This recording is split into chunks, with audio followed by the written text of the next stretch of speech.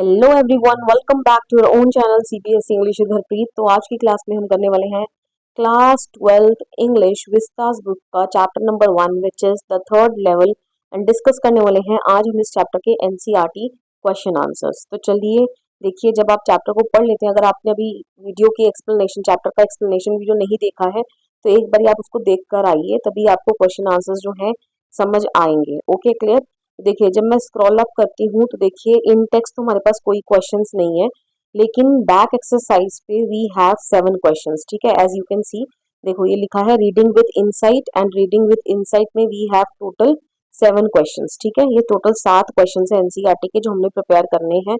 तो सभी के आंसर्स आपके लिए फ्रेम कर दिए हैं बहुत ही सिंपल लैंग्वेज में। तो चलिए let me quickly switch the screen for you और फटाफट से क्वेश्चन आंसर्स कर लेते हैं। तो देखिए फर्स्ट यहाँ पर क्वेश्चन है, do you think that third level was a medium of escape for Charlie, Y?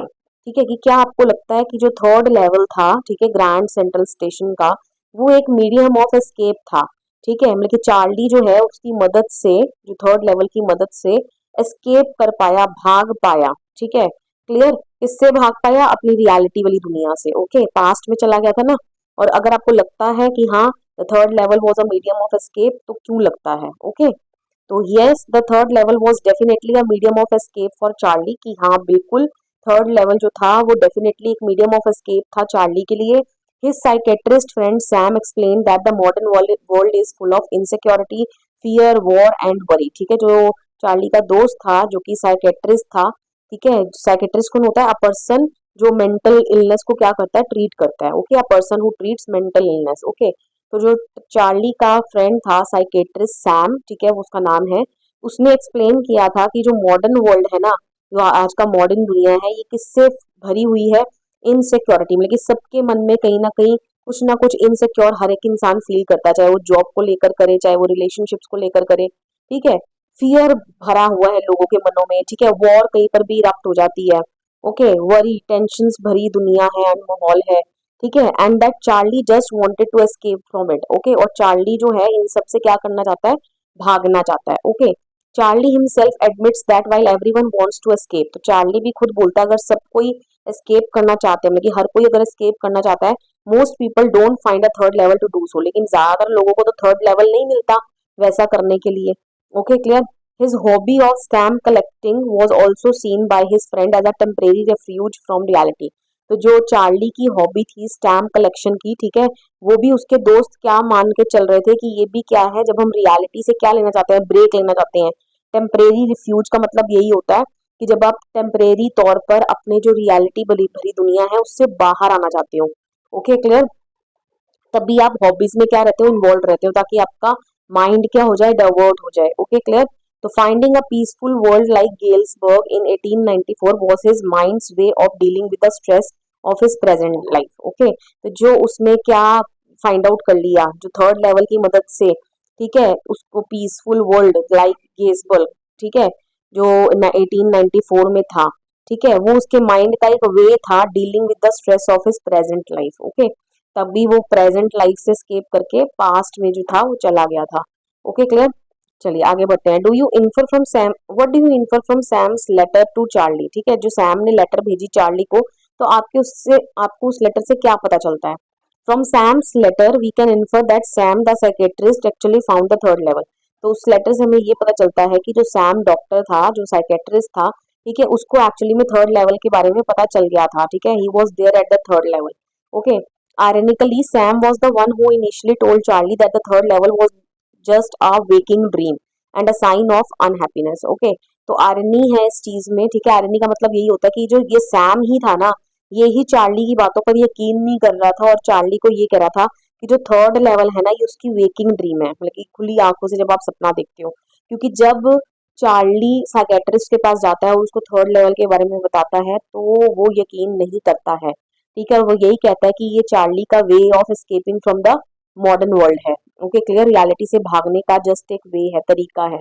Okay, तो ये इसकी वेकिंग ड्रीम है and a sign of unhappiness. Okay, however the letter dated July 18 1890 proof 1894 proves that Sam successfully traveled back in time। लेकिन ये जो letter आती है ना, ठीक है, चार्ली के पास, ओके, क्लियर, जो आज से पहले उसने लेटर कभी देखी नहीं थी, लेकिन जब वो अपना चेक करता है फर्स्ट डे कवर्स, ठीक है, तो उसको एक पास्ट डेट का एक मिलता है कवर जिसको उसने आज से पहले कभी नहीं देखा था, और उस पर क्या डेट लिखी थी, जुलाई 18 1894, ठीक है, जिससे ये प्रूव हो जाता है कि Sam successfully travelled back in time. Okay, कि सैम जो है वो ट्रैवल बैक कर चुका था टाइम में, और उसका क्या तरीका था, वो किस तरीके से चार्ली तक ये मैसेज पहुंचा सकता था, ठीक है, पास्ट में ही उसके ग्रैंडफादर को लेटर लिख के। ओके क्लियर, जो उसकी कलेक्शन में स्टैम्प कवर्स में आ गए थे। Okay clear, he tells Charley and Louisa to keep looking for it, ठीक है, तो वो चार्ली और लोइजा को क्या बोलता है कि इसको देखते रहो, कहने का मतलब इसको खोजते रहो थर्ड लेवल को, because it is worth it, क्योंकि इसको खोजना जो है क्या है काफी फायदेमंद है, right. This suggests that even a practical man of science like a psychiatrist could feel the need to escape the modern world for the peace of the past. Okay, तो इससे ये भी पता चलता है कि जो हमारा ये प्रैक्टिकल साइंस के लोग जो होते हैं काफी प्रैक्टिकल होते हैं ना, तो वो भी क्या करता है, उसको भी नीड है, ठीक है, किस चीज की, एस्केप, भाग जाने की, किससे, एस्केप द मॉडर्न वर्ल्ड, ठीक है, मॉडर्न वर्ल्ड से भागना चाहता है, किसके लिए, for the peace of the past, क्योंकि जो पास्ट की जो शांति भरी लाइफ थी उसको वो क्या करना चाहता है, सेवर करना चाहता है, इंजॉय करना चाहता है, रेलिश करना चाहता है। ओके क्लियर, चलिए थर्ड क्वेश्चन पर चलते हैं। Third question is, the modern world is full of insecurity, fear, war, worry and stress, what are the ways in which we attempt to overcome them. Okay, तो बोल रहा है कि जो आज की मॉडर्न बड़ी दुनिया है ना, वो किससे भरी हुई है, insecurity, fear, war, worry, stress से भरी हुई है। ओके, तो what are the ways in which we attempt to overcome them, तो क्या तरीके हो सकते हैं जिससे हम इन सब चीजों को ना, ये insecurity, fear, war, worry, stress को मतलब कि हम डील कर सकते हैं। ओके क्लियर, चलिए, modern life is often marked by competition, uncertainty and anxiety, ठीक है, तो मॉडर्न वर्ल्ड में क्या है, बहुत ज्यादा कंपटीशन है, राइट, अनसर्टेनिटी है, अनसर्टेनिटी मतलब कोई भी चीज की फिक्स्ड कोई गारंटी नहीं है, राइट, चाहे वो जॉब हो, चाहे वो कुछ भी हो, एंग्जाइटी, एंग्जाइटी का मतलब वही वरी, स्ट्रेसफुल लाइफ है, स्ट्रेस फ्री नहीं है, स्ट्रेसफुल लाइफ है। People try to overcome these pressures in different ways, ठीक है, जो अलग अलग लोग होते हैं वो अलग अलग तरीके से इन सब प्रेशर से क्या करना जानते हैं, डील करना जानते हैं। कैसे, some pursue hobbies such as reading, painting, gardening, stamp collecting, ठीक है, कुछ लोग क्या करते हैं, ठीक है, इन सब चीजों से डील करने के लिए अपनी हॉबीज जो है उसको परस्यू करते हैं, जैसे रीडिंग करना, पेंटिंग करना, गार्डनिंग करना, स्टैम्प कलेक्टिंग करना, म्यूजिक या स्पोर्ट्स, ठीक है। Other spend time with family, कुछ लोग अपनी फैमिली के साथ टाइम स्पेंड करते हैं, एंड फ्रेंड्स के साथ टाइम स्पेंड करते हैं, ठीक है, ट्रैवल टू न्यू प्लेसेस को एक्सप्लोर करते हैं, और एंगेज इन मेडिटेशन और योगा, ठीक है, या मेडिटेशन या योगा करते हैं। ओके, अपने आप को क्या, अपने आप बॉडी को प्रिपेयर करने के लिए, to deal with stress, pressure. Okay, many people find relief through entertainment, बहुत सारे लोगों को रिलीफ मिलता है, राहत मिलती है, ठीक है, वो अपने स्ट्रेस को क्या कर पाते हैं, मैनेज कर पाते हैं, कैसे, एंटरटेनमेंट के थ्रू, ओके, सोशल एक्टिविटीज के थ्रू, एंड ह्यूमनिटी सर्विस के थ्रू। ओके, सच एक्टिविटीज हेल्प देम रिलैक्स, ठीक है, तो ये जो अलग अलग ये जो एक्टिविटी परफॉर्म करते हैं अलग अलग लोग, तो इससे वो क्या फील करते हैं, रिलैक्स फील करते हैं, रिफ्रेश देयर माइंड, इनसे उनके माइंड जो है रिफ्रेश हो जाते हैं, cope up with life challenges, ठीक है, और वो जो लाइफ में जितनी चैलेंजेस है ना उनसे कॉप अप मतलब वही उनको डील कर पाते हैं, फेस कर पाते हैं, ठीक है। Like Charlie, people often seek temporary escape from stress, ठीक है, चार्ली की तरह जो लोग होते हैं वो अक्सर क्या करते हैं, टेम्परेरी एस्केप जो है करते हैं, ठीक है, करना चाहते हैं from stress through healthy methods, ठीक है, दो healthy methods help maintain a balance between reality and relaxation, ठीक है, जबकि जो हेल्दी मेथड्स है ना इससे आप क्या कर सकते हो, बैलेंस मेंटेन कर सकते हो between reality and relaxation. Okay clear, क्योंकि रियलिटी में तो बहुत स्ट्रेस वगैरह है, लेकिन आपने अपने माइंड को रिलैक्स कैसे करना है, ठीक है, हेल्दी मेथड्स को अडॉप्ट करके, ठीक है, और हेल्दी मेथड्स कौन से हैं, ये सारे ही हेल्दी मेथड्स हैं। चलिए आगे बढ़ते हैं। Do you see an intersection of time and space in the story, ठीक है, do you think the story, अच्छा आप देखिए क्वेश्चन आपका जो एनसीईआरटी में है ना वो आपका इतना क्वेश्चन लिखा हुआ है, क्या क्वेश्चन है कि do you see an intersection of time and space in the story, ठीक है, इंटरसेक्शन क्या होता है, एक मीटिंग पॉइंट होता है जहाँ पर दो चीजें आकर क्या करती है, मिलती हैं। ओके क्लियर, तो कौन सी दो चीजों में इंटरसेक्शन पॉइंट हो रहा है, टाइम एंड स्पेस में, ठीक है। अब बच्चे जो है ना ज्यादातर इस क्वेश्चन का मतलब समझ नहीं पाते, तो इसीलिए मैंने इसका एक दूसरा क्वेश्चन लिख दिया कि क्वेश्चन आपसे क्या पूछने की कोशिश कर रहा है, तो इसी का सेकंड क्वेश्चन क्या हो जाएगा कि do you think the story shows a point, ठीक है, अ पॉइंट मतलब यही इंटरसेक्शन पॉइंट, ठीक है, क्या कोई एक इंटरसेक्शन पॉइंट बताया जा रहा है where different times and the same place meet together, जहाँ पर डिफरेंट टाइम अलग अलग हो रहे हैं लेकिन प्लेस सेम ही है। हाँ बिल्कुल है, प्लेस तो हमारी सेम कौन सी थी, ग्रैंड सेंट्रल स्टेशन। ठीक है, तो स्पेस, स्पेस मतलब यहाँ पे प्लेस ही हो गया। ओके क्लियर, तो स्पेस हमारी जो है, प्लेस जो हमारी वो सेम ही है, ग्रैंड सेंट्रल स्टेशन है। और उसी के थ्रू चार्ली जो है ना वो टाइम में क्या कर पा रहा है, शिफ्ट कर पा रहा है। ओके, कि वो पास्ट में ट्रैवल करता है, ठीक है, थर्ड लेवल के थ्रू, जो कि उसको ग्रैंड सेंट्रल स्टेशन पर ही मिलता है। और उसी के थ्रू वो एस्केप करके वापस से अपनी आज की दुनिया में आ जाता है। ओके, तो space remains the same, place remains the same, लेकिन टाइम में वो स्विच कर पाया। ओके, हाँ बिल्कुल लिखोगे आप, yes the story presents a fascinating intersection of time and space.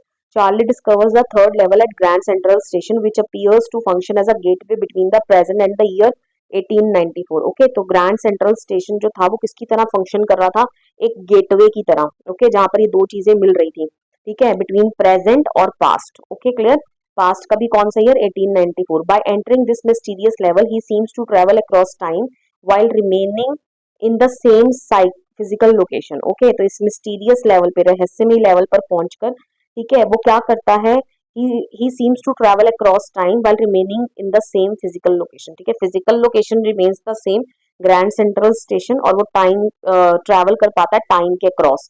ठीक है, कहने का मतलब वहीं से वो प्रेजेंट से कहाँ चला जाता है, पास्ट में, देन पास्ट से कहाँ जाता है, प्रेजेंट में। Okay clear, the station becomes a meeting point, okay, of two different eras. ठीक है, तो ये सब लाइंस आपको लिखकर आनी है कि जो स्टेशन था वो क्या बन गया था, एक मीटिंग पॉइंट बन गया था। ठीक है, दो डिफरेंट एरास का। Okay, through his blending of time and space Jack Finney creates an atmosphere of mystery and fantasy. ठीक है, तो ये जो ब्लेंड करा ना, जैक फिनी जो इस चैप्टर के क्या है, ऑथर है। ठीक है, तो ये जो ब्लेंडिंग ऑफ टाइम करा, ठीक है, एंड स्पेस, इससे जैक फिनी क्या क्रिएट कर पाए हैं, एक atmosphere of mystery, okay, and fantasy. Fantasy मतलब वही जो dreamy world, and okay, making readers question the boundaries between reality and imagination. Okay, जिससे जो रीडर्स हैं उनके माइंड में भी क्वेश्चन जो है वो आ रहा है।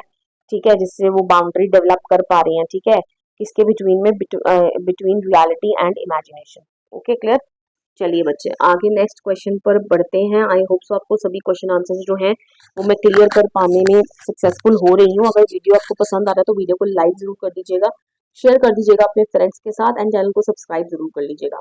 चलिए आगे बढ़ते हैं क्वेश्चन नंबर 5 की ओर। apparent illogicality sometimes turn out to be a futuristic projection, discuss। Okay, तो ये आपका क्वेश्चन है एनसीईआरटी में। ठीक है, लेकिन आपको क्वेश्चन ढंग से समझ में आ जाए तो मैंने इसका एक दूसरा वर्जन भी लिख दिया क्वेश्चन का। देखिए क्या मतलब है, एपरेंट मतलब जो हमें चीज लगे। ओके, इलॉजिकलिटी मतलब जो इलॉजिकल चीजें होती है ना, समटाइम्स वो फ्यूचर में जाके सच भी साबित हो सकती हैं, आपने उस चीज को डिस्कस करना है। तो देखिए सेकंड इसका क्वेश्चन मैंने क्या लिखा है, sometimes ideas that seem impossible और इलॉजिकल। ठीक है, कभी कभी जो आइडियाज जो हमें क्या लगते हैं, इम्पॉसिबल लगते हैं या इलॉजिकल लगते हैं टुडे, आज के युग में, may become possible in the future, लेकिन वो पॉसिबल में फ्यूचर में पॉसिबल हो सकते हैं। Okay, explain this with examples, तो उसको एग्जाम्पल के साथ आपने क्या करना है, एक्सप्लेन करना है। ओके, देखिए many ideas that once seemed illogical और impossible later become reality. Okay, कई सारे आइडियाज ऐसे हैं जो एक समय में हमें क्या लगते थे, इलॉजिकल लगते थे, इम्पॉसिबल लगते थे, लेकिन वो बाद में चल के रियलिटी बन गए। ओके, जैसे human beings once considered air travel, space exploration, video calls and artificial intelligence to be mere fantasies. ठीक है, तो आपने एग्जांपल देना है तो अपनी डेली लाइफ से एग्जांपल दे दोगे कि ह्यूमन बींग्स को एक समय में जो एयर पे ट्रैवल करना, ठीक है, जो एयर ट्रैवल है, स्पेस का एक्सप्लोरेशन करना, ठीक है, वीडियो कॉल्स करना, आर्टिफिशियल इंटेलिजेंस का यूज करना, ये सब एक फैंटेसी थी। ठीक है, ह्यूमन बींग्स के लिए, मतलब कि उनको लगता था कि ये दूर दूर की चीजें हैं, ठीक है, हम कभी नहीं कर पाएंगे। Okay, however scientific progress transformed these dreams into reality, लेकिन साइंटिफिक प्रोग्रेस इतना हो गया, ठीक है, कि ये सारी जो ड्रीम्स थी जो कभी ह्यूमन बींग्स को लगती थी कि हम कभी नहीं कर पाएंगे, तो उनको किसमें वो टर्न कर पाए हैं, रियलिटी में। Okay, in the third level the idea of moving between different periods of time appears illogical. ठीक है, तो ऐसी थर्ड लेवल पर जो ये आइडिया है moving between different periods of time, ठीक है, ये अपीयर्स टू बी इलॉजिकल, ये भी इलॉजिकल लग रहा है। Yet it reflects humanities fascination with the time travel. ठीक है, इससे हमें क्या रिफ्लेक्ट किया जा रहा है स्टोरी के थ्रू, ह्यूमन बींग्स का फैसिनेशन, फैसिनेशन मतलब attraction towards the time travel, कि हो सकता है फ्यूचर में कभी ऐसा युग भी आ जाए, जैसे अभी तो हमें इलॉजिकल लग रहा है, ठीक है, लेकिन हो सकता है फ्यूचर में कभी कोई ऐसा युग आ जाए कि जब हम ऐसे टाइम में क्या कर पाए, स्विच कर पाए। ओके क्लियर, चलिए आगे बढ़ते हैं। The story suggest that what seems impossible today may become possible in future. Okay, तो यही लिखा है कि जो चीज आज हमें नामुमकिन लग रही है, हो सकता है वो फ्यूचर में क्या हो जाए, पॉसिबल हो जाए। Okay, therefore apparent illogicality can sometimes be viewed as a futuristic projection that inspires imagination, innovation and scientific advancement. Okay, clear. तो वो यही बोल रहा है कि जो apparent illogicality है, यानी मतलब जो आज के युग में आपको चीजें illogical लग रही है, लग रहा है कि वो पॉसिबल नहीं हो सकती हैं, उनको हम फ्यूचरिस्टिक प्रोजेक्शन के तौर पर देख सकते हैं। कहने का मतलब वो फ्यूचर में वो हमारे प्रोस्पेक्ट्स हो सकते हैं, मतलब प्रोजेक्ट ऐसे हैं कि जो फ्यूचर में वो क्या हो जाएंगे, हमारे फुलफिल हो जाएंगे। ठीक है, और अगर हम आज ऐसा उसके बारे में लेकर चलेंगे तभी तो उससे हमारी इमेजिनेशन प्रभावित होगी, हम इनोवेशन करेंगे। ठीक है, साइंटिफिक एडवांसमेंट के थ्रू उसको अचीव करने की क्या करेंगे, कोशिश करेंगे। Okay, clear. चलिए नेक्स्ट क्वेश्चन पर बढ़ते हैं। Question number 6। फिलैटले, फिलैटले किसको बोलता है बच्चे, स्टैम्प कलेक्शन को बोलते हैं। ठीक है, philately helps keep the past alive. ठीक है, जो ये आपने चैप्टर में जैसे पढ़ा, ठीक है, ये जो स्टैम्प कलेक्शन था ना, उससे ही पास्ट क्या रह पाया, जिंदा रह पाया। Discuss other way in which this is done. ठीक है, और सारे तरीके आप डिस्कस करो जिसमें ये मतलब कि पास्ट को आप अलाइव रख सकते हो। What do you think of the human tendency to constantly move between the past, the present and the future. ठीक है, और ह्यूमन की आप टेंडेंसी के बारे में, ठीक है, क्या मतलब कि समझते हो, to constantly move between past, present and future. Okay, clear. तो देखते हैं इसका सैंपल आंसर क्या रहने वाला है। Philately the collection and study of stamps preserves historical events, cultures and traditions. ठीक है, तो देखिए जो स्टैम्प कलेक्शन एक्टिविटी है, इसी से हम क्या प्रिजर्व कर पाते हैं, अपने हिस्टोरिकल इवेंट्स को, कल्चर्स को और ट्रेडिशन को। Similarly museums, monuments, photographs, diaries, letters, books and historical records help keep the past live. ठीक है, तो हम अपने पास्ट को जिंदा रख सकते हैं इन सब चीजों के द्वारा। देखते हो ना आप, म्यूजियम बने होते हैं, ठीक है, अलग अलग हमारे पास मॉन्यूमेंट्स हैं, फोटोग्राफ्स जो पीछे की हमारे पास हमें मिली हिस्टोरियंस को, राइट, डायरीज मिली, लेटर्स, बुक्स, तो इन सब तरीके से आप क्या कर सकते हो, पास्ट को जिंदा रख सकते हो। Family stories and cultural traditions also connect people with their heritage. Okay, जो फैमिली की स्टोरीज होती हैं, कल्चरल ट्रेडिशन है आपकी, आपको अपने हेरिटेज से क्या करके रखते हैं, विरासत से कनेक्ट करके रखते हैं। Human beings naturally move between the past, present and future. ठीक है, जो ह्यूमन बींग्स होते हैं वो नेचुरली ही मूव करते हैं between the past, present and future. Okay, they remember the past to learn from experiences. ठीक है, तो अपने पास्ट को क्या करते हैं, मतलब कि रिमेंबर करते हैं, ठीक है, याद करते हैं, ठीक है, ताकि वो अपने एक्सपीरियंसेस से कुछ सीख पाए। जैसे आप ही मान लो, जैसे आपके पेरेंट्स हैं, ठीक है, तो वो आपको बताते होंगे ना कि हमारे टाइम पे जब हम छोटे थे तो ऐसा होता था। इट मीन्स आप आपको भी पास्ट के बारे में पता चल रहा है अपने पेरेंट्स के एक्सपीरियंस से, राइट। और अगर उनकी आपके पास कोई पुरानी पिक्चर्स अगर आप उनकी देखोगे, जब वो छोटे हैं तो उन्होंने क्लिक करवा के रखी हुई हैं, तो जब आप उनको देखोगे तो आप उन चीज़ों से, इमेजेस से, फोटोग्राफ से क्या कर सकते हो, पास्ट को जिंदा रख सकते हो। Okay, clear. तो यही बोल रहे हैं, remember past to learn from experiences. तो जो ह्यूमन बींग है वो पास्ट को हमेशा याद रखता है, ठीक है, ताकि वो अपने एक्सपीरियंसेस से सीख पाए। Live in the present to fulfil their responsibilities, और आज के युग में वो अपनी रिस्पॉन्सिबिलिटीज को क्या कर पाए, फुलफिल कर पाए। And think about the future to make plans and achieve goals, और फ्यूचर के बारे में वो क्या करे, सोचे, जिसमें वो प्लान्स बनाए और अपने गोल्स को अचीव करने का सोचे। Okay, clear. This tendency reflects curiosity, nostalgia and hope. ठीक है, तो यही जो टेंडेंसी है ना ह्यूमन बीइंग की, पास्ट को भी याद रखना, प्रेजेंट में जीना और फ्यूचर गोल्स को के लिए स्ट्राइव करते रहना। ठीक है, तो यही क्या है, ये क्या रिफ्लेक्ट करती है, क्यूरियोसिटी, नॉस्टैल्जिक मतलब वही जो आप पीछे का याद करते हो, ठीक है, चीजें, and hope. Okay, while it is important to cherish memories and plan ahead, one should remain grounded in the present to live balanced and meaningful life. Okay, तो वो साफ साफ बोल रहा है कि ये इंपॉर्टेंट है, आप अपनी मेमोरीज को याद करो, ठीक है, और आगे के लिए प्लान करो, लेकिन हमेशा एक इंसान को ना ही ज्यादा फ्यूचर में चले जाना है, ना ही ज्यादा पास्ट में, हमेशा ग्राउंडेड इन द प्रेजेंट। ठीक है, प्रेजेंट लाइफ को जी भर के जीना है, ठीक है, to live a balanced and meaningful life. Okay, clear. चलिए आगे बढ़ते हैं। लास्ट क्वेश्चन है ये आपका इस चैप्टर का। You have read Adventure by Jayant Nalikar Narlikar in Hornbill class 11। ठीक है, आपने एडवेंचर चैप्टर के बारे में पढ़ा था।